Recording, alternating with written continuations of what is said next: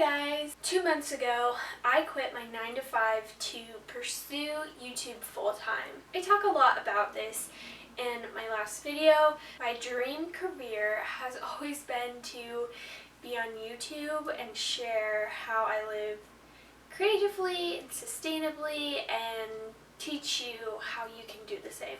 Ever since quitting my 9 to 5, I've been really creative and I've gotten lots and lots of projects done, and I kind of wanted to do a recap of what I have completed in the month of June since we're at the end.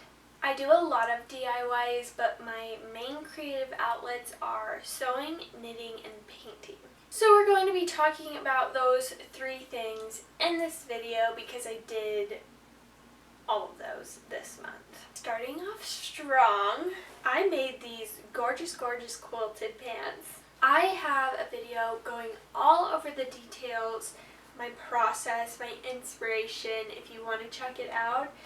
But let me give you a quick synopsis. So I had been seeing lots of quilted shorts on Pinterest, on TikTok, and I just thought they were adorable. And I put quilted shorts on my DIY to-do list. I am not much of a shorts wearing girly though. I can't even remember the last time I wore a pair of shorts. So instead I decided to make some capris. They're kind of barrel jean vibe but at a capri length.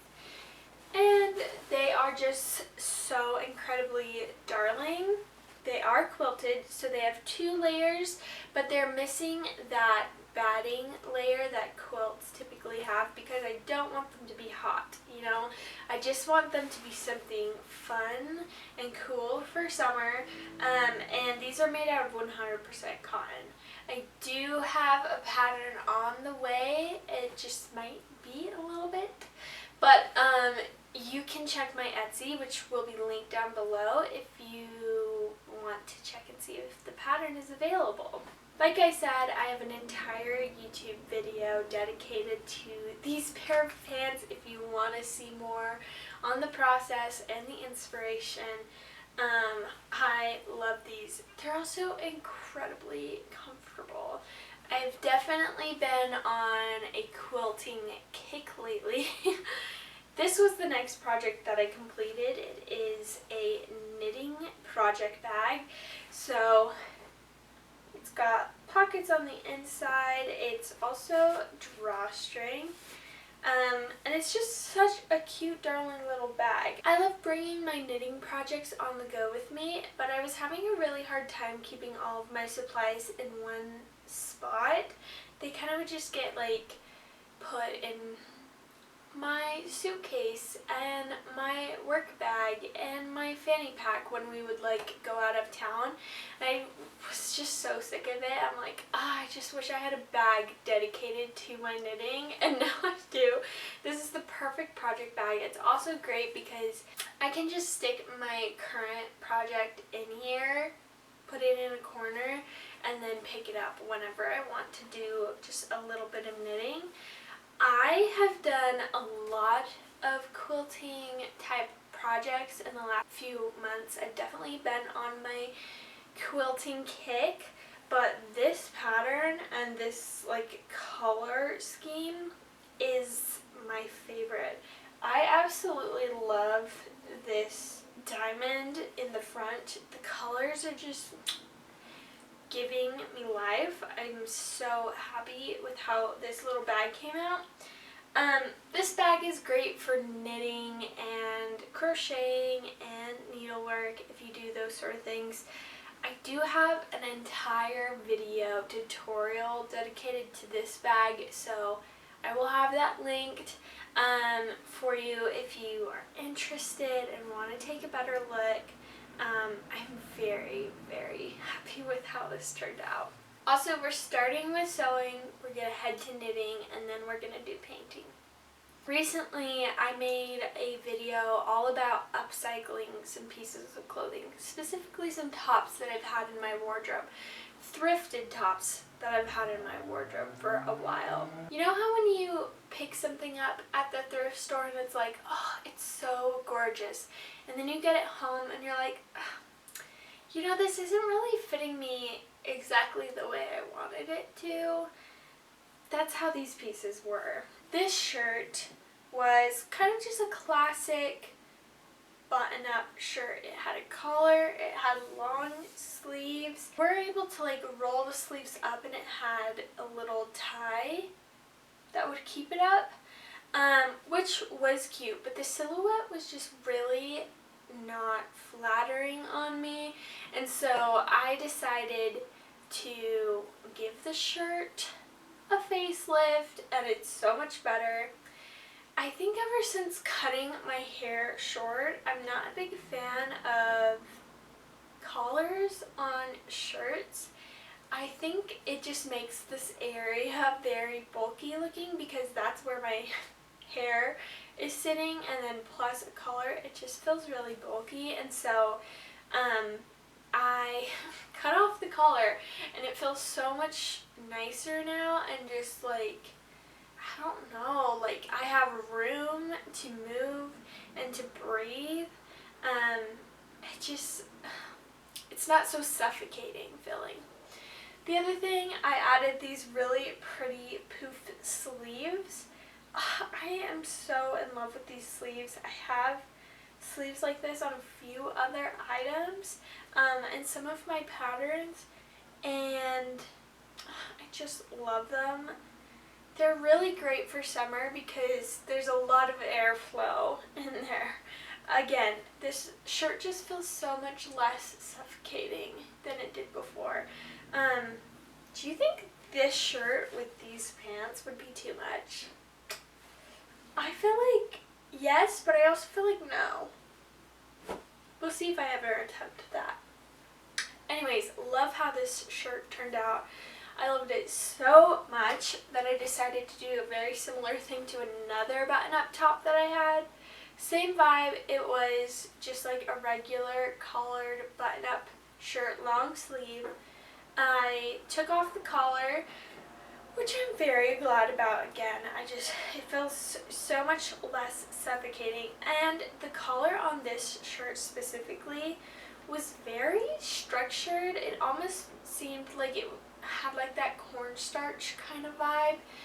Took that off, shortened the sleeves, added a cute ruffle. I also cropped this one too, and it's just like the perfect little summer tee. I think I will definitely do this to more shirts in the future. I think it's just a great way to repurpose a shirt you find at the thrift store. I love it. And then the last shirt that I upcycled for that video was this one. It was just a plain graphic tee. Off camera, I took off a lot of screen printing using acetone, and it totally worked, but there is still a little bit of paint left over. I'm sure it'll go away more and more after washing, but I decided to just kind of add some of my own details on top of it so it would be a little less distracting. And it's really cute. It kind of is giving like a girls' camp shirt vibe, and I love it. It's definitely not perfect, but I really like it, and the color is gorgeous. That's the one thing I hate about t-shirts at the thrift stores. They're usually like nice t-shirts, but they have some ugly logo or print on the front.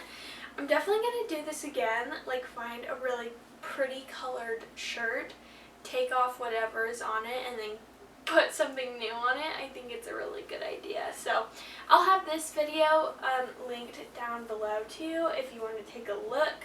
That was everything that I sewed in June.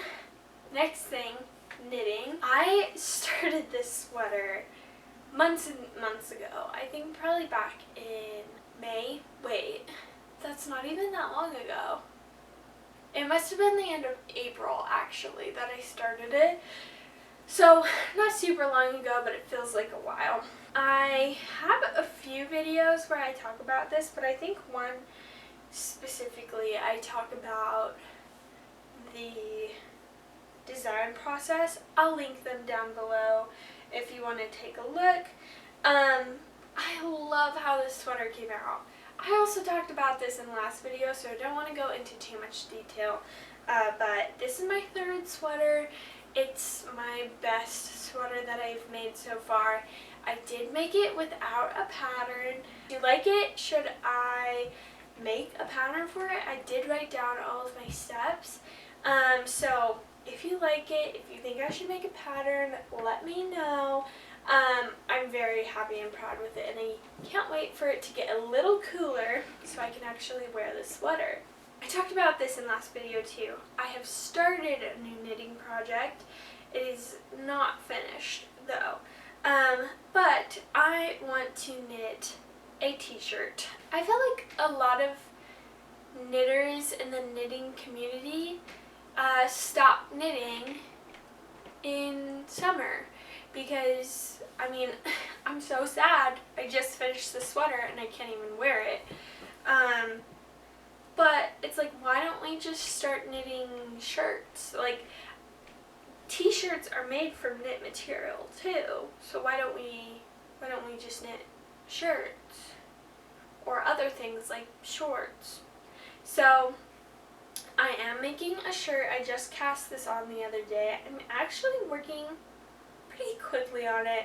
It's tough because the needles are really small, but I've really enjoyed it so far because of the stripes. It's making it really entertaining. I'm very into it right now. I think if I stay interested in it, if I continue to stay interested in it, I could finish this shirt maybe like in a few weeks. Maybe like before the end of July. I don't know. It again depends on how interested I stay in it, but I really like it so far. I still have loads of yarn, hopefully enough to do the whole thing, but I really feel like it will be, so it's really cute. I'm very excited to see how this comes out. Okay, so I haven't done loads of painting in June, but I do have 2 projects that I worked on. I have an entire video dedicated to this cute little duck. I show how I did like the little border, the fabric border on the inside. Talk about like everything that you need to get started with oil painting, and then a little bit about my process. I love this piece so much. It is so darling. I really love painting animals, and I just want to paint even more. So very proud with how this turned out. I really want to thrift some more frames like this. So yeah, if you want to see more about him, I'll link the video down below. And then the only other thing that I painted was this little swan guy. I think I did a pretty good job. It's really cute. I love the green mossy color that it turned out. I love that color. I wish I had some pieces that color in my wardrobe. I think I need to thrift some because it's just such a vibrant green and I really like it. So glad to have that color and this piece on my wall now. That was everything that I made and DIY'd in June. I am really proud of all of them, and I'm excited to see what happens this July. If you like DIY, subscribe to my channel, like this video. It's kind of a short one, but I will see you guys in the next one.